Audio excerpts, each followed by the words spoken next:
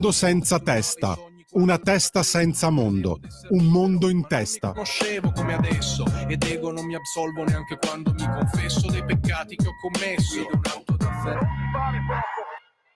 Grazie.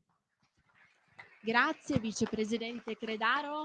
Professor Miglietta, per chiudere questo primo giro di tavolo, tra l'altro lei è anche fisicamente seduto vicino al presidente Gusmeroli, no? Quindi nell'ottica proprio di perorare questa nuova narrazione di cui hanno parlato tutti i relatori, no? Una narrazione vincente, proattiva, in qualche modo win-win. C'è modo, se si vuole, di andare a coniugare il sostegno ai livelli di occupazione, al lavoro, con l'attenzione e il supporto alle imprese? Le dicevo, è seduto vicino a Gusmeroli perché proprio il presidente Gusmeroli ha proposto questa maxi deduzione sui costi per le nuove assunzioni a tempo indeterminato al 120%, che salgono al 130% nel caso di categorie svantaggiate o comunque più fragili, come le lavoratrici madri, gli ex percettori di reddito di cittadinanza e ovviamente i giovani under 30. Ci può dare un excursus, diciamo, su questo nuovo modo di intendere in ottica win-win? Perfetto. Il sostegno al lavoro con l'incentivo e il supporto alle imprese. Speriamo che funzioni. Il microfono. Credo di sì, grazie. Grazie, buonasera. Effettivamente la norma che lei ha ricordato rappresenta, dal punto di vista delle politiche per il lavoro, il provvedimento più rilevante che è stato preso nella storia della Repubblica Italiana. È passato sotto silenzio perché tutto sommato non è nelle corde della cultura panna e salame fare tanto show off, però è stato un provvedimento di portata incredibile e lo si vede dai numeri, perché poi i numeri, se non vengono torturati con tanti algoritmi, dicono la verità. Quanto più semplici sono i dati della statistica, tanto più in genere sono efficaci e veri. È aumentata significativamente l'occupazione a tempo indeterminato nel nostro paese, nonostante il contesto di crescita economica di questi anni non abbia toccato dei picchi, mi faccio dire, di crescita superiore all'1,5-2%. Allora è chiaro che ciò che ha fatto la differenza è stato veramente un provvedimento di incentivazione a quelle imprese che creano lavoro. Credo che sia stato anche il provvedimento più rilevante nel rispetto dell'identità culturale del nostro paese, perché l'Italia è una repubblica fondata sul lavoro, dice la Costituzione, e questo è il provvedimento di una potenza sul riguardo all'attenzione al lavoro rilevantissimo. È stato preso con un impegno finanziario, va ringraziato chi ha trovato le risorse, che però non ha una portata come dire disruptive, o cioè distruttiva, come ha avuto lo sciagurato 110%. Quindi si può vedere come i provvedimenti di sostegno presi in una logica costruttiva sono sostenibili finanziariamente, ma hanno un grandissimo impatto rispetto alle imprese. È un provvedimento che non è piaciuto anche a una parte del mondo delle imprese, perché è quella che vive più di redditi generati non con il lavoro, quindi redditi che derivano da posizioni di vantaggio economico, non sempre determinate da condizioni di generazione di ricchezza del prodotto interno di un paese. Però mi pare che invece sia un provvedimento che gli imprenditori hanno colto immediatamente e hanno dato lavoro. Si noti che questo significa che molti più dipendenti verranno nei vostri negozi a comprare i loro prodotti. E quindi si attiva in tutto ciò un percorso che sono i circoli virtuosi dell'economia. Poi il professor Bagnai è anche un economista keynesiano, le conosce di studio queste cose, che fanno la forza del paese. Infine, sulla narrazione, la forza che oggi il nostro paese in Europa, nelle sue persone, che poi è misurata, Giancarlo, dallo spread alla fine, no? Perché quello è un numero semplice ma chiaro, è una forza che non si vedeva forse dai tempi del premio dell'Oscar della Lira, no? degli anni 60, e la percezione che fra qualche mese sarà ancora migliore. Poi questo non significa essere orgogliosi e fieri, ma significa essere convinti che è un buon lavoro che va continuato. Quindi mi pare che siamo in un momento in cui anche la narrazione sul nostro paese è estremamente positiva, lo è a livello accademico, a livello di riconoscimento internazionale, non significa che dobbiamo sederci, ma veramente c'è stato un cambio di passo.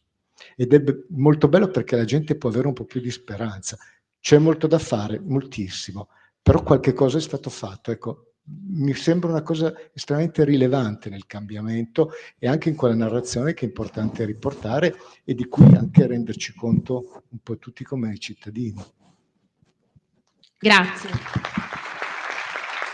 Grazie professor Miglietta. Ministro, torno da lei per il secondo giro di tavolo. Anticipava già prima Gusmeroli, tenuta dei conti pubblici, stabilizzazione dei mercati e al contempo anche crescita economica, che poi l'unico antidoto e l'unico sistema per far crescere ovviamente il paese, andando anche a ripianare il debito pubblico. Può farci, Ministro, un bignami dei principali provvedimenti contenuti in manovra con un'anticipazione magari su quello che saranno, diciamo, le prossime tappe?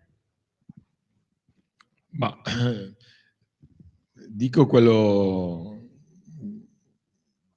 la sintesi di quello che abbiamo fatto. La prima cosa, la cura antidoping, perché fare la crescita dopandosi, correre i 100 metri con il doping è facile. E noi arrivavamo da un periodo in cui l'economia era dopata. C'era il reddito di cittadinanza, c'erano sussidi, 110, e quindi la disintossicazione da quelle cose non è stata semplice. Politicamente è stata coraggiosissima, è la cosa più importante che abbiamo fatto, perché quando tu togli la prebenda a uno che la prende, e quello ovviamente non è che è contento. E questa cosa qua l'abbiamo fatta ed è incredibile come ci siamo riusciti. La seconda cosa è una parola che si chiama fiducia, perché nel fare le politiche di bilancio poi c'è l'austerità, c'è tutte cose, ma in realtà l'obiettivo numero uno è fiducia per chi fa il mio mestiere, perché io ogni 2 settimane devo vendere un sacco di debito pubblico. Ogni 2 settimane io vado a vendere i BTP agli italiani, risparmiatori in giro per tutto il mondo. E se questi qui pensano, diciamo, che colui che glieli vende non è affidabile, gli fanno pagare il doppio di tassi di interesse.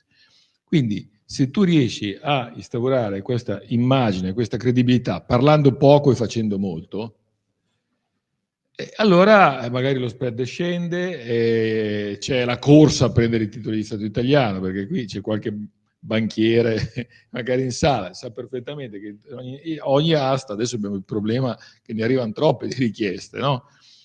Ma questo è fondamentale per un paese, ahimè, indebitato come il nostro.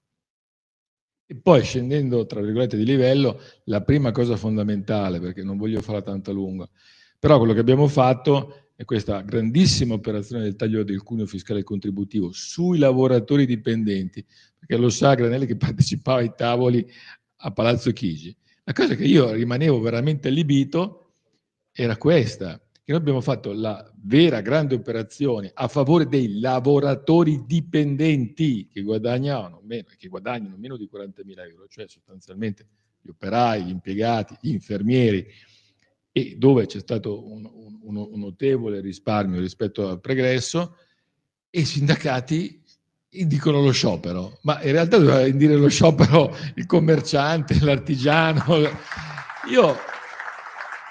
Ma perché? Perché andava e va restituito potere d'acquisto a delle persone che altrimenti la domanda non la alimentano. Tant'è vero che cosa abbiamo visto nei dati? I primi dati ci mostravano che la gente, le famiglie impaurite, nonostante prendessero di più in busta paga, non consumavano, aumentava la propensione al risparmio e non alimentavano la domanda, e questo ovviamente non aiuta la ripresa economica. Adesso effettivamente negli ultimi 2 o 3 mesi dell'anno abbiamo avuto una ripartenza dei consumi, perché cosa significa? Che le famiglie hanno percepito che quello che gli abbiamo dato in più in busta paga non era una presa in giro, dai, poi ritorno, ma invece si consolidava, e quindi questa cosa qua può dare fiato. Ovviamente nessuno di noi è talmente fesso da non capire che le decisioni che assumiamo noi in Italia sono importanti ma non decisive. Purtroppo come va il mondo e come va l'Europa diventa veramente fondamentale e strategico. E chiudo su quello che diceva prima Godi. Anch'io, tutte le volte che vado a Bruxelles, vengo a casa abbastanza frastornato. Ma perché? Perché purtroppo quello è un mondo che vive in una bolla. È una bolla dove si trovano tra di loro, parlano tra di loro, usano un linguaggio tra di loro, si usa un inglese che è fatto di 200 termini, sempre quelli. E è incredibile come tutto quello che avviene fuori sia sostanzialmente esterno, non sia recepito, non riesca in qualche modo a essere trasmesso. Quindi il senso di frustrazione che si ha andando lì è veramente è quello di, non dico essere terrestri, ma di soggetti che vivendo in questa dimensione protetta non riescono a capire le dinamiche della realtà. Ecco, la prima cosa che consiglierei di fare alle dimensioni istituzionali europee è veramente di aprirsi, ma di aprirsi vivendo concretamente la realtà economica e industriale, i problemi, altrimenti continuiamo a vivere in una dimensione surreale. Ma mentre per un po' di anni siamo riusciti a tirare avanti, adesso con Trump versione 2, questo non sarà più possibile. O l'Europa si sveglia, ma si sveglia rapidamente, e sto parlando di mesi, non di anni, oppure saremo qui l'anno prossimo agli Stati Generali dell'Economia a raccontare un'altra storia, che è sicuramente peggiore di questa. Sì. Grazie Ministro. Presidente Molinari, è uno degli argomenti che i vostri oppositori vi rinfacciano più frequentemente, quello della sanità, evidentemente non avendo piena contezza dei numeri, perché poi se la matematica non è un'opinione, le risorse che sono state destinate a questo comparto sono salite, non sono diminuite. Oltre a questo ci sono anche misure importanti, li citava il Ministro prima, gli infermieri ma anche i medici. Da quest'anno per esempio i loro straordinari verranno tassati con la tassazione agevolata del 5% alla flat tax, della flat tax, quindi anche qui togliamo dal campo un po' di bugie che poi non trovano, come dire, conferma nei numeri, come abbiamo detto.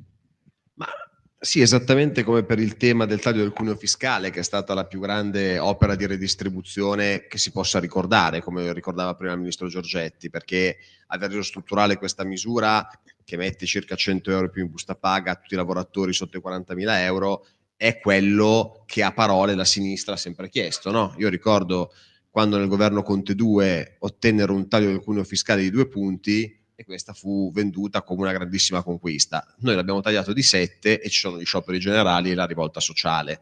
E la stessa cosa dicasi sulla sanità, cioè la scelta di questo governo, e in particolare il lavoro che ha fatto Giancarlo, come ha ribadito prima, è stato quello di coniugare la tenuta dei conti e la credibilità sui mercati, quindi riuscire a presentare una legge di bilancio che fosse incanalata già in quelle che sono le direttive del nuovo patto di stabilità, perché ricordiamo che oltre al mega debito del super bonus che quest'anno cubava 37 miliardi per quota di quest'anno, questo era anche il primo anno in cui entravano in vigore le nuove regole del patto di stabilità, e quindi si doveva essere credibili, quindi fare una riforma, una legge di bilancio che stesse in quei parametri, allo stesso tempo dare risposte dal punto di vista sociale. E i due settori in cui si è deciso di investire sono stati proprio quelli del lavoro e della sanità, taglio del cuneo fiscale e risorse record sulla sanità italiana. Parlo di risorse record perché parliamo di 145 miliardi, che è in assoluto la cifra più alta di sempre, e io so qual è l'argomento della sinistra. La sinistra dice, è vero, 145 miliardi in assoluto sono una cifra più alta, però rispetto agli altri paesi europei, in rapporto al PIL, noi investiamo di meno. Però anche questo argomento crolla. Crolla perché la sinistra che ci accusa era insieme a noi nel governo Draghi. E nel governo Draghi la previsione della spesa sanitaria per il 2025 prevedeva un rapporto rispetto al PIL del 6,2%. Le risorse che ha trovato questo governo ci portano al 6,3%. Quindi è più alta rispetto a quella che la sinistra stessa che ci accusa aveva votato quando era al governo con Draghi.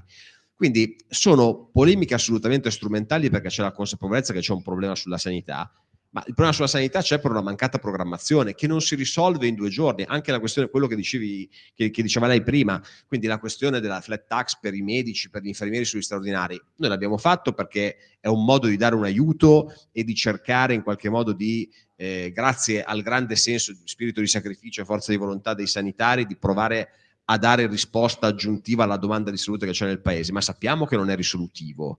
Cioè noi sappiamo che non basta mettere la flat tax sugli straordinari per risolvere i problemi della sanità. Per risolvere i problemi della sanità, ad esempio, c'è da tagliare le unghie alla concorrenza col privato.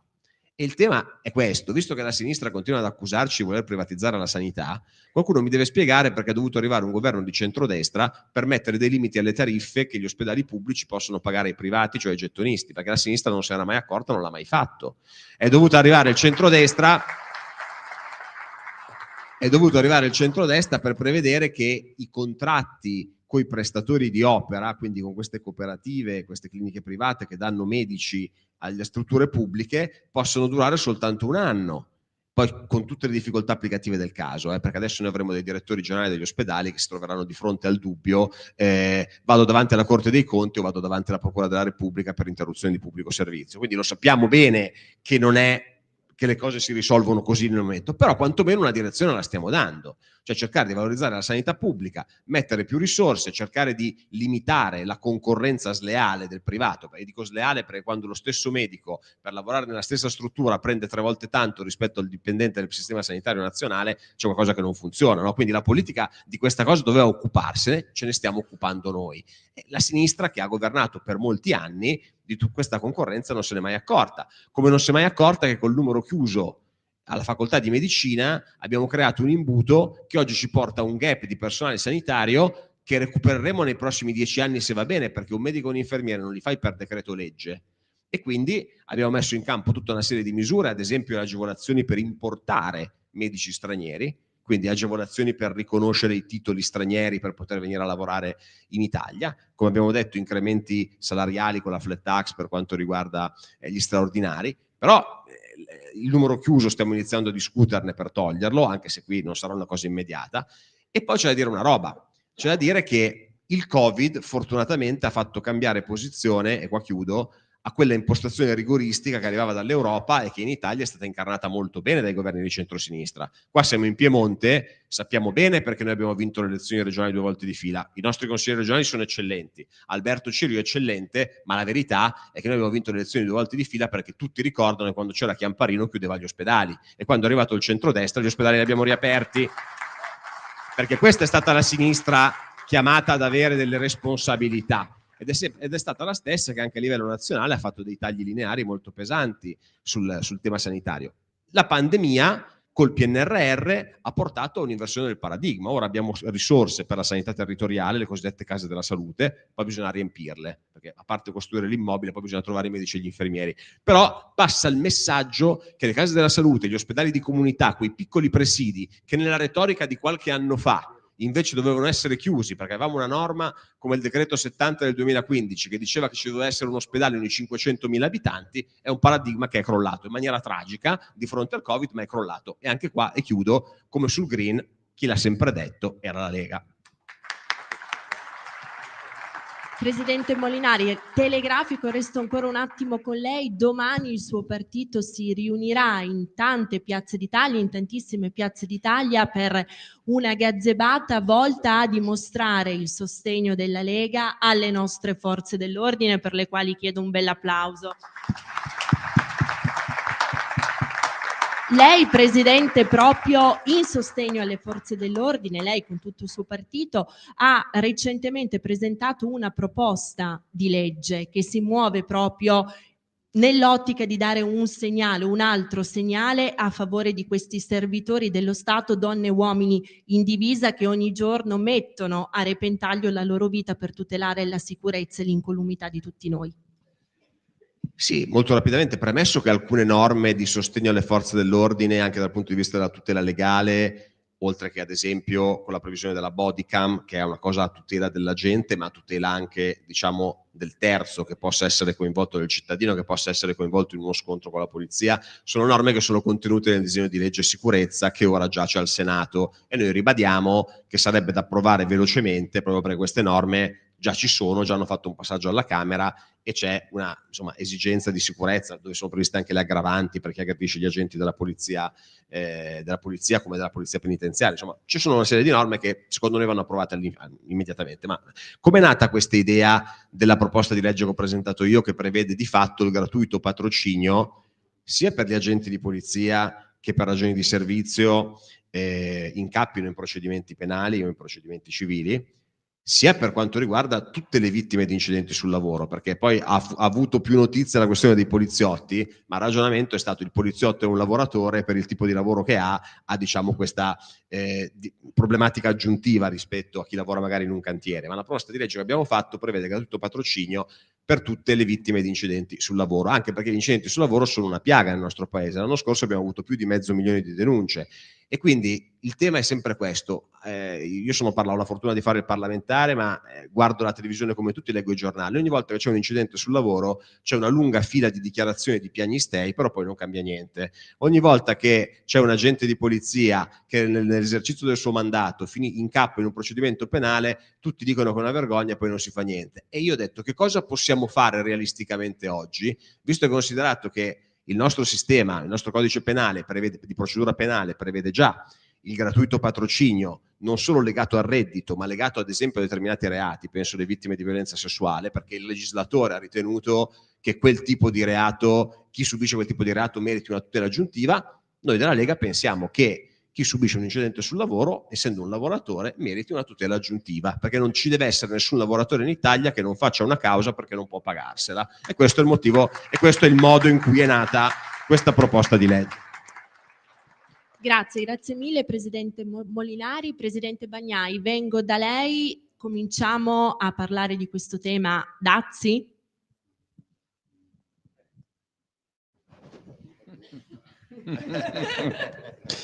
Cominciamo a parlare di questo tema, ma gli Stati Uniti hanno un atteggiamento, come dire, problematico rispetto al ruolo di egemonia che esercitano nel blocco occidentale e auspicabilmente, secondo loro, anche su tutto il globo, nel senso che gli Stati Uniti come grande potenza imperiale, come produttori e fornitori dello strumento di liquidità internazionale, del dollaro, come produttori, diciamo così, di quel bene che è la stabilità finanziaria, no? In qualche modo.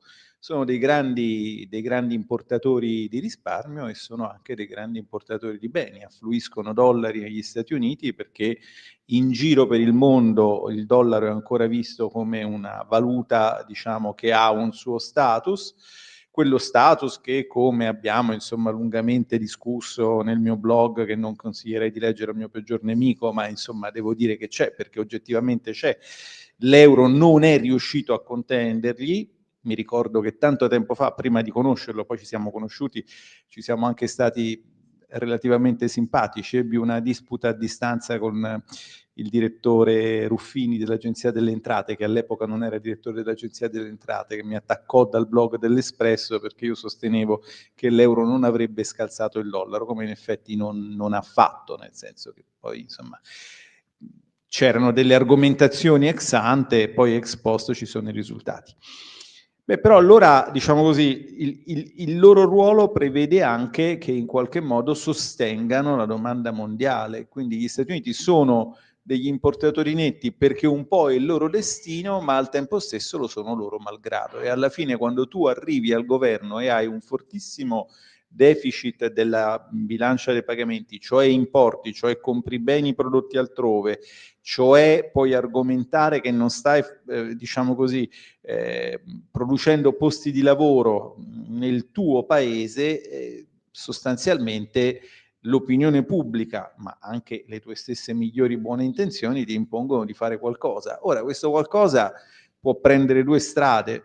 non è proprio vero che le svalutazioni non ci siano più, ci sono anche da noi. Noi la cosa che svalutiamo non si chiama più lira e non la svalutiamo noi, si chiama euro e la svaluta qualcun altro, ma sempre nel blog che non vi consiglio di leggere ci sono i numeri che fanno vedere che insomma negli ultimi anni noi abbiamo fatto una svalutazione a livello anni 70, quindi anche questo è un pezzo del segreto che forse non è tanto un segreto della nostra competitività in questo momento, con tutta una serie di effetti dei quali dovremmo tenere conto, perché per esempio se invece non dico che i dazi ci abbiano fatto bene, ma ci hanno fatto meno male che ad altri. Poi sono arrivati i democratici, li hanno tolti non tutti, anzi in alcuni casi, ecco appunto, rispetto ad alcune industrie la risposta di chi è più diciamo competente di me è no. Sono stati Biden minacciava un dazio del 100% sulle auto elettriche cinesi, pur essendo un sostenitore di un certo tipo di transizione. È un discorso, diciamo così, delle evoluzioni potenziali dello scenario che ci aspetta. Quella di cui si parla di più, che è quella dei dazi, è quella che mi preoccupa di meno. Quella che mi preoccupa di più, se posso anche riferire i contenuti di un breve scambio avuto prima col ministro, è lo scarto, diciamo così, regolatorio fra il mondo statunitense e il mondo europeo. Cioè il fatto che lì si va verso una liberalizzazione e una deregolamentazione che prende per certi versi degli aspetti anche emotivamente coinvolgenti, perché, scusate tanto, ma uno che vi dice potrete comprarvi l'auto che preferite, io lo amo, nel senso che automaticamente, però questo ha tutta una serie, e fino a qui siamo nella parte emotivamente coinvolgente, comunicata bene, di buon senso, ma poi ci sono altri aspetti. Per esempio noi dobbiamo preoccuparci, prima si evocavano le 262.000, non so, mi sono segnato 262.000 figure che mancano nel mondo dell'intelligenza artificiale e del trattamento dei big data, ma quello è un mondo nel quale noi per eccesso regolatorio rischiamo di restare indietro, e questo è un altro grosso tema.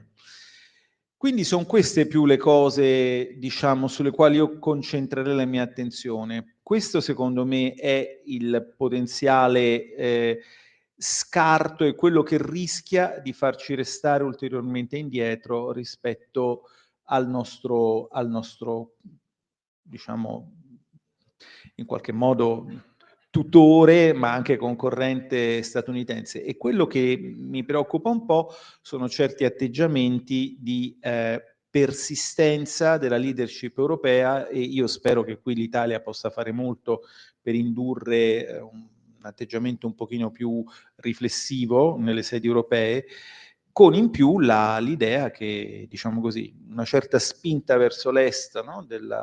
verso la Cina, starei attento, ecco, metterei l'attenzione su questo tipo di aspetti qua.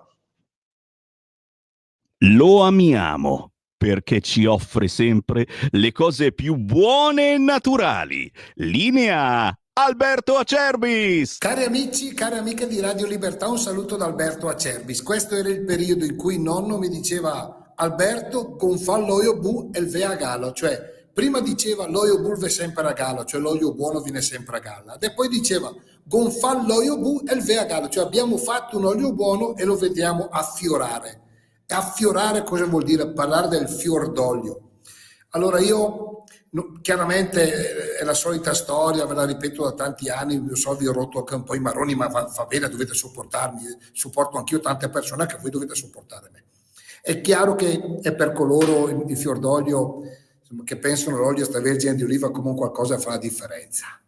Se uno pensa ma sono tutti uguali, chi se ne frega, va bene, ma però per coloro che trasformano lo spaghettino del 5 con un po' di pomodoro italiano, un po' di formaggio italiano in un piatto importante, devono usare un olio importante, fa la differenza.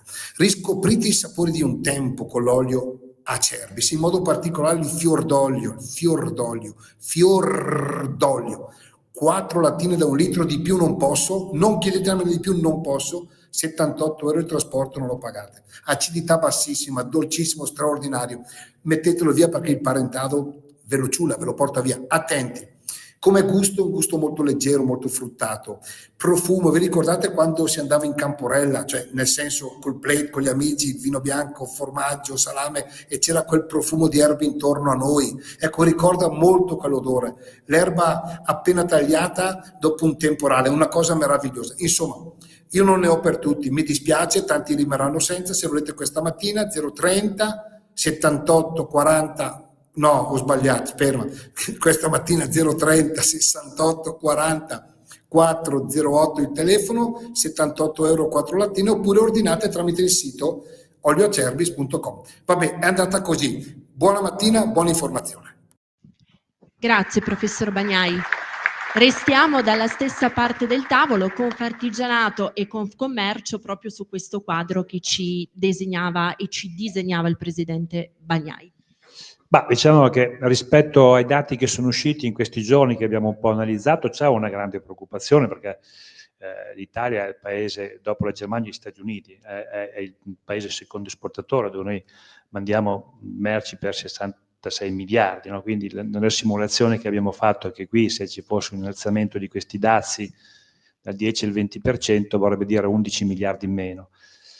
E per noi gli Stati Uniti, anche parlo del nostro mondo, proprio del mondo, no, delle piccole imprese, è un mercato direi molto importante, perché qui ricordo che l'Italia, in questo segmento di piccole imprese, è il primo paese esportatore verso gli Stati Uniti. Peraltro con dei comparti che stanno già avendo difficoltà da tanti mesi. Prendiamo per esempio il comparto della moda, è uno di quei comparti dove portiamo tanto negli Stati Uniti.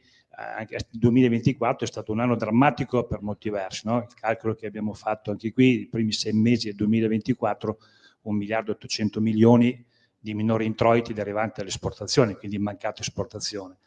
Ma non solo, perché poi altri comparti dove noi siamo specializzati, l'occhialeria, per dire il food, le ceramiche, il legno arredo, i macchinari, che sono tutti ambiti dove abbiamo una grande presenza di imprese e dove avremo un grande danno. Quindi la preoccupazione c'è verso l'America, perché il mettere questi dazi vorrebbe dire non andare chiaramente nel verso giusto e fare un grande danno rispetto a quelle che noi invece riteniamo essere sempre libera circolazione oggi delle merci, che dovrebbe essere sempre l'elemento fondante in cui tutti si dovrebbero riconoscere. Quindi c'è un elemento di grande preoccupazione, perché poi il mondo nostro negli ultimi anni, devo dire, che ha fatto un passo in avanti che in qualche modo, non dico mi ha sorpreso, però mi fa ben sperare. Cioè, il mercato estero è sempre stato difficile oggi approcciarlo da parte del nostro sistema imprenditoriale.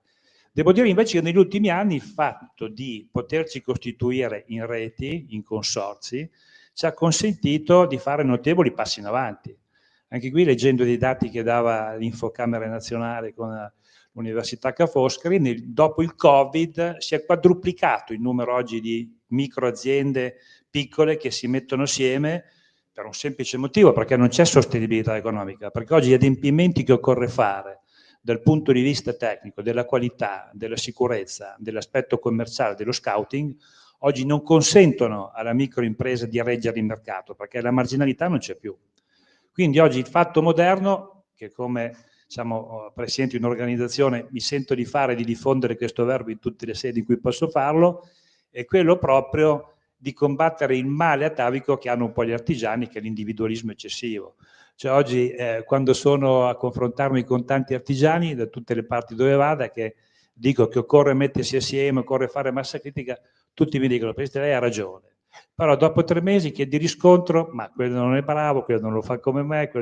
Quindi, per dire, la vera difficoltà che oggi riscontro, che dobbiamo vincere per approcciare in un mercato estero con sempre più forza, è proprio quello oggi di mettersi assieme, perché mettendosi assieme oggi si può coniare uno slogan, dico sempre io, che piccolo è bello, ma per tanti versi insieme è meglio. Quindi l'auspicio è quello che si possa andare sempre in questa direzione. Grazie.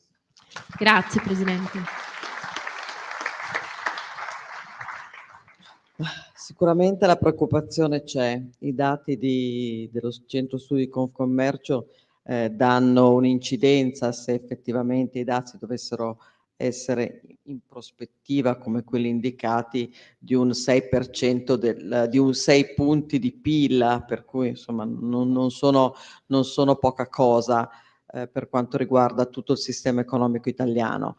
La speranza è che quello che ha definito prima il dottor Bagnai si possa verificare e che il nostro export possa essere, con il tema del Made in Italy, con il tema di un sostegno all'export, sicuramente così attrattivo da avere un impatto dei dazi meno importante. Confidiamo sempre nell'opportunità e in quello che il Made in Italy ha e che solo noi ovviamente abbiamo. Io ricordo sempre, tra l'altro, che quest'anno 2025 cucina italiana candidata a patrimonio dell'UNESCO, per cui quando ovviamente noi parliamo di export partiamo anche dai prodotti, tra l'altro, dei nostri territori, parliamo delle nostre eccellenze, e queste non ce le ruba nessuno da questo punto di vista, e credo che gli Stati Uniti ci vedranno sempre come un modello di riferimento, e i nostri prodotti, dalla moda ovviamente al cibo e a tutto il comparto manifatturiero, ovviamente saranno sempre tra i primi al mondo. Poi per quello lasciamo il Ministro a lavorare, a confrontarsi con anche i buoni ministri dell'economia di Trump, per cercare di rendere questo impatto il meno violento possibile per le nostre economie. Grazie.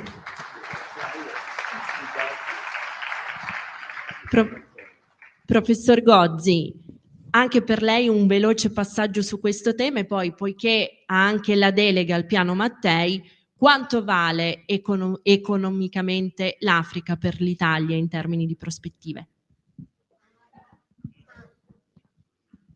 Beh, sugli dazi c'è una storia interessante che riguarda l'acciaio, che di nuovo sottolinea le contraddizioni europee, l'incapacità europea di capire le cose. Il primo Trump ha messo un dazio del 25% su acciaio e su alluminio. Noi esportavamo molto la siderurgia europea e anche la siderurgia italiana, anche la mia azienda esportava molto negli Stati Uniti, e con quel dazio le esportazioni si sono bloccate. Naturalmente l'Europa ha protestato per molto tempo nei confronti degli Stati Uniti per quel dazio, e alla fine Biden ha fatto una proposta che a noi sembrava una proposta intelligente, e cioè ha detto: va bene, mettiamo assieme il NAFTA, cioè Canada, Stati Uniti, Messico, Europa, Corea del Sud, Giappone e Australia, creiamo un'area di libero scambio tra questi paesi amici, tra virgolette, all'interno della quale questa famosa 232, cioè questo dazio del 25%, non c'è più. Però gli americani ci hanno detto: la condizione che poniamo per questa soluzione è che si mantenga la 232 nei confronti della Cina e dei paesi che fanno trade sleale, commercio sleale. Una proposta di buonsenso, a proposito di buonsenso. Io ho incontrato 3 volte Dombrovskis. Alla terza volta gli avrei dato un pugno in faccia, perché come un automa ripeteva: is not compatible with the WTO rules, non è compatibile con le regole del WTO. Cioè il fatto di avere nei confronti della Cina, mantenere in Europa un dazio che contrastava le importazioni sleali di acciaio in Europa, non veniva accettato. E non venne accettato. Noi dicevamo: stiamo attenti, perché se arriva Trump ce lo sogniamo che l'area di libero scambio. No? Perché è successo questo? Per 2 ragioni. Uno, per ideologismo mercatista, Tremonti lo definirebbe così, di Dombrovskis e di quella impostazione. E poi per la Germania, perché la Germania ogni volta che sente parlare di dazi nei confronti della Cina va in crisi. Lo è stato anche sulle auto elettriche. Spagnoli e tedeschi si sono opposti al Quindi il tema dei dazi noi lo vediamo così, un'industria, una nazione così a forte esportazione come l'Italia non può che essere favorevole al libero commercio, ma a un libero commercio leale, perché naturalmente ha ragione Draghi quando dice che in una giungla di carnivori essere erbivoro rischia di farti morire, e quindi nei confronti di aree del mondo che hanno rispetto all'Europa un atteggiamento di commercio sleale bisogna difendersi. Io la penso abbastanza come Bagnai, nel senso che sono più preoccupato del gap regolatorio che del tema dei dazi. Io penso che alla fine Trump è un negoziatore, sta agitando questa roba, non credo che alla fine sarà drammatico, mentre invece sarà drammatico il fatto che qui manteniamo un'iperregolamentazione che incatena le imprese e fa sì che l'Europa non sia più attrattiva per gli investimenti esteri. E col messaggio che ha dato ieri a Davos, venite a investire negli Stati Uniti, io vi devo francamente confessare, non faccio nomi, ma che molti miei colleghi, anche prima delle affermazioni di Trump, pensano di andare a investire negli Stati Uniti, perché la marginalità sul nostro business è estremamente più elevata, e siccome gli imprenditori cercano ritorni significativi e lo fanno legittimamente, stanno riflettendo e parlando molto su investimenti negli Stati Uniti. E questo è un tema su cui riflettere. Piano Mattei, 2 battute velocissime. L'Italia è stata preveggente con questa misura. Io me ne sto occupando abbastanza intensamente. Ve la dico la mia visione in 3 battute. Allora, c'è una crisi demografica europea drammatica che implica in prospettiva caduta dei mercati interni per dimensione dei mercati interni e fatica estrema a coprire posizioni lavorative. A fronte, dall'altra parte del Mediterraneo, noi abbiamo un continente che crescerà enormemente dal punto di vista della popolazione nei prossimi anni, che avrà una popolazione estremamente giovane e in cui i consumi cresceranno. Pensate all'Egitto, che pure ha il gas di Cipro insieme a noi, eccetera, ha una crescita dei consumi interni domestici di gas talmente importante che sta importando LNG. E sarà così per tutti questi grandi paesi. Quindi si apre una prospettiva di mercati molto importante. Noi abbiamo un vantaggio competitivo come italiani, nel senso che siamo una presenza che io definisco gentile in quei paesi, abbiamo un'empatia culturale con quei mondi che non hanno tedeschi, francesi, inglesi, americani, che non capiscono quei mondi lì. E siamo presenti come Assafrica, che è l'associazione delle imprese industriali italiane aderenti a Confindustria che operano in Africa, vede più di 250-300 imprese iscritte, quindi siamo presenti. La novità del Piano Mattei qual è? È che il Piano Mattei costruisce una cornice strategica di questa presenza, mette assieme tutte le istituzioni e gli strumenti disponibili al sistema italiano finanziario, dalla Cassa Depositi e Prestiti alla SACE, alla Simest, e quindi affianca, accompagna lo sforzo imprenditoriale delle imprese in questi mondi. Noi come Confindustria stiamo lavorando perché non ci siano solo le controllate che non hanno bisogno di una cornice strategica, perché Eni, Enel, Terna, Snam viaggiano con le loro gambe. Abbiamo bisogno invece che in una logica di filiera anche da parte delle controllate si coinvolgano sempre di più imprese private, anche di piccola e media dimensione, con quei criteri associativi e consortili di cui si parlava prima. È una grande occasione anche perché ritorniamo ad avere una presenza geopolitica nel Mediterraneo che non avevamo da moltissimo tempo. E siccome gli spazi vengano riempiti, e poi succede che se non ti occupi tu di Libia, se ne occupano i turchi e i russi. Se tu non sei capace di stare in Algeria, ci stanno gli altri. E se abbiamo il coraggio e la forza, sempre in maniera gentile e umile, però di dire che non è una vergogna declinare interessi nazionali, perché le grandi nazioni, tutte, anche europee, curano i propri interessi nazionali, ebbene noi lo possiamo fare bene in un mare che ci vede protagonisti da sempre. Ripeto, usando un atteggiamento, una postura empatica e gentile nei confronti di questi paesi, che significa che si va a fare business in quei paesi, ma bisogna pensare anche alla crescita e allo sviluppo di quei paesi. Ci sono iniziative molto importanti sulla formazione, ad esempio, che stanno andando avanti in Tunisia, in Marocco, in Angola, in Mozambico, organizzate nella cornice del Piano Mattei.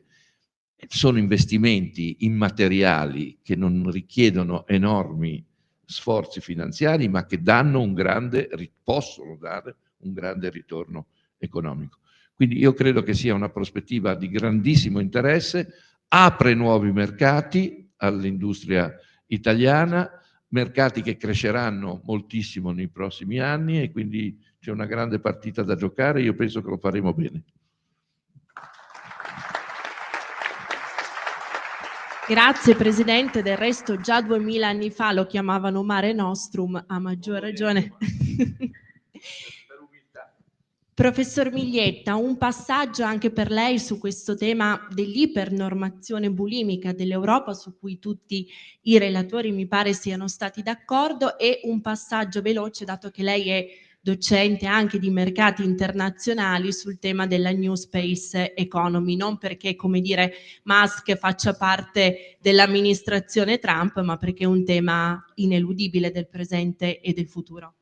Sì, io credo che il tema burocratico sia la vera questione dello svantaggio competitivo comparato, permanente e che si incrementa da circa 20 anni fra l'Europa e gli Stati Uniti. Quello che diceva prima il professor Bagnai, ribadito, è chiarissimo. È però difficilissimo attaccare questo mondo, perché è il mondo della burocrazia che si autoalimenta. L'unico modo per aggredire queste cose è proprio quello di tagliare secche certi temi. L'indicatore è chiarissimo: la quantità di spesa pubblica sul PIL nel nostro continente, non spesa pubblica per trasferimenti, ma spesa pubblica per la macchina burocratica da mantenere, quindi anche la spesa pubblica andrebbe un po' affettata e vista in modo diverso. E noi italiani poi siamo quelli, dopo i francesi, che hanno più alti in Europa, quindi non è solo un tema di trasferimento, è proprio un tema di creare, pagare quella macchina che poi ti fa essere anche meno produttivo. Lì si gioca il futuro e siamo in grave ritardo. Per esempio sul campo dell'università si potrebbe lavorare chiudendo l'ANVUR, che è l'agenzia che fa la burocrazia, la vigilanza su come funziona l'università. Noi produciamo un sacco di roba inutile, ma proprio ci inventiamo riunioni che non ci sono state, ma tutte le università, tutte, per essere compliant con certi parametri su cui poi ti danno un voto, spesso dal 5 al 6, perché così devi fare un supplemento. Non serve a niente. Togliere immediatamente il valore legale del titolo di studio. Questa è una roba di cui ne parlava 60-70 anni fa Einaudi, quindi non è una cosa, come dire, una new entry, ecco. Per Einaudi, ecco, questo ovviamente. E l'altra cosa è poi veramente favorire il mercato, quindi adesso dico una cosa che forse non è politicamente corretta, ma la distruzione dell'avviamento rispetto alle scuole medie è stato un disastro rispetto alle filiere del lavoro e delle competenze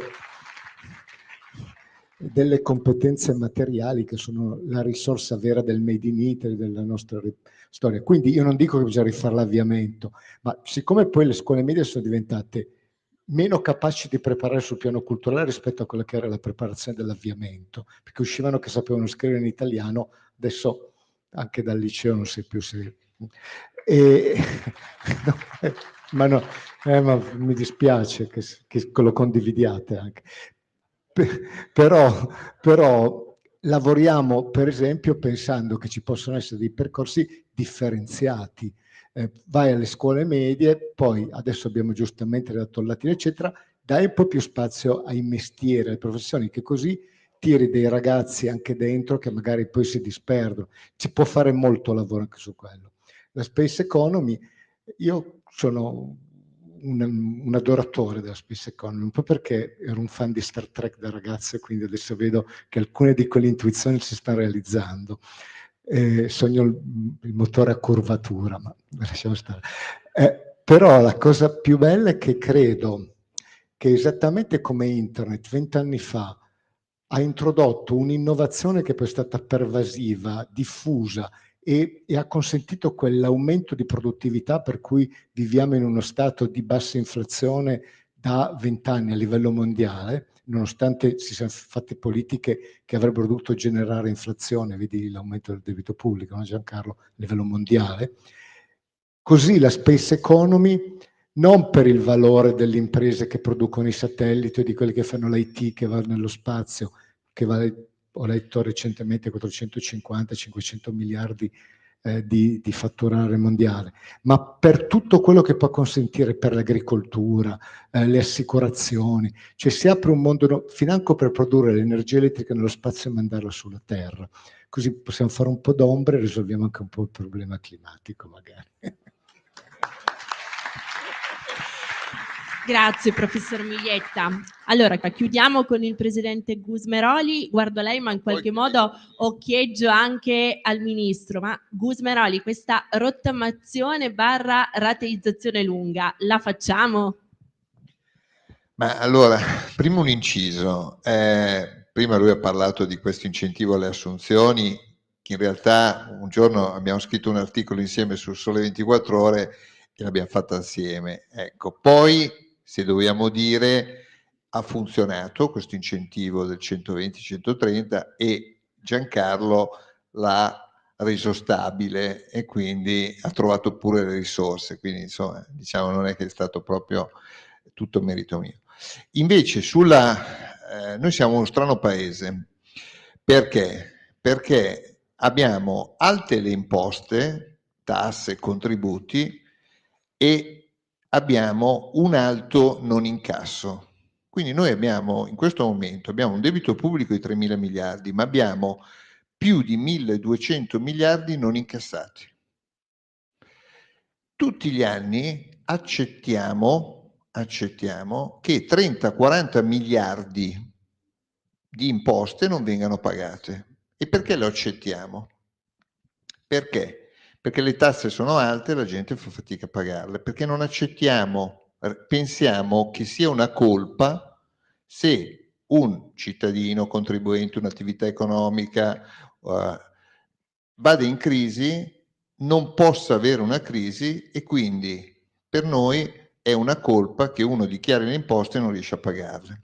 Quindi noi abbiamo un pregresso altissimo. Abbiamo fatto 4 rottamazioni.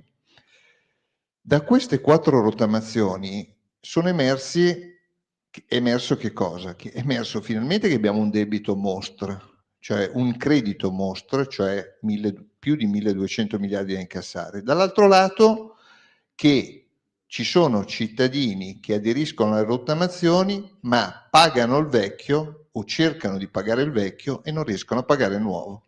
Quindi, peraltro danneggiando lo Stato. Perché? Perché il pagamento del vecchio è considerato un'entrata una tantum e l'incasso del nuovo che non hai è una perdita sul bilancio. Quindi dal punto di vista delle regole contabili è un disastro da tutti i punti di vista. Allora, un buon legislatore deve guardare l'esperienza. Allora, se hai fatto 4 rottamazioni, non hai centrato gli obiettivi di previsione, chi aderisce alla rottamazione paga il vecchio ma non riesce a pagare il nuovo e quindi continua a rincorrere arretrati di imposte, contributi e tasse, allora lo Stato ci perde pure dei soldi e allora bisogna in qualche modo intervenire. Noi che cosa abbiamo proposto come Lega? Abbiamo proposto una roba molto semplice. Tutto il pregresso, imposte, tasse, contributi, li paghi in 120 rate mensili uguali. Perché? Perché nella quarta rottamazione pagavi il 20%, praticamente ti soffocavi e non riuscivi a pagare le rate nuove. Quindi 120 rate, una roba semplice, 120 rate mensili, tutte uguali. Poi un altro errore delle vecchie rottamazioni era sostanzialmente che se ritardavi di un giorno, ritardavi di 2 giorni o non pagavi una rata, perdevi tutto il beneficio. Allora qui noi abbiamo fatto una proposta semplicissima. Analizziamo i problemi delle vecchie rottamazioni, facciamo una roba semplice. 120 rate mensili tutte uguali, se non paghi o ritardi 8 rate, come in una società civile che usa il buon senso e la ragionevolezza, perdi il beneficio che è sanzioni e interessi. A questo punto, che cosa succede nel bilancio dello Stato? Allora, il cittadino si mette tranquillo, ha 10 anni per pagare tutti gli arretrati, imposte, contributi, tasse, anche con i comuni, perché tanti comuni hanno degli arretrati. Ma quindi il cittadino si mette tranquillo, il cittadino in quelle imposte, contributi e tasse ci sono dentro dipendenti, pensionati, attività economiche, piccole artigiani, commercianti, cioè c'è dentro di tutto. Ma riesce a pagare il nuovo, questo è importante. Paga il vecchio, ma siccome è talmente rateizzato in 10 anni, tutte belle rate uguali, riesce a pagare il nuovo.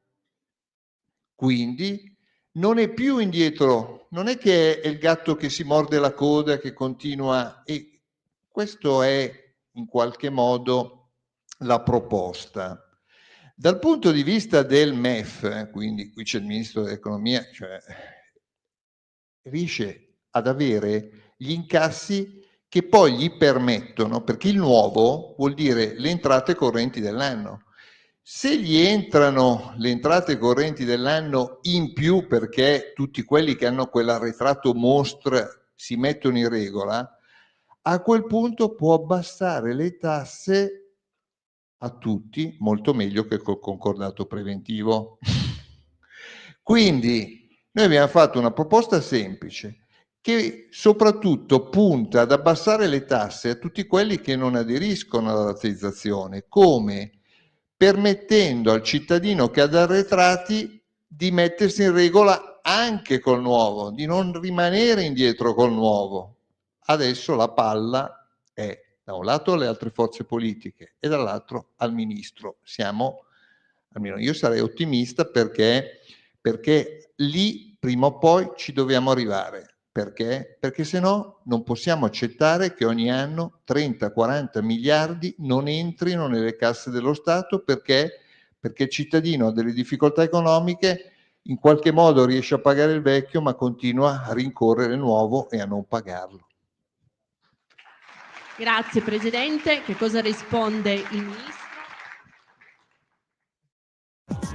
Avete ascoltato Auto da Fè.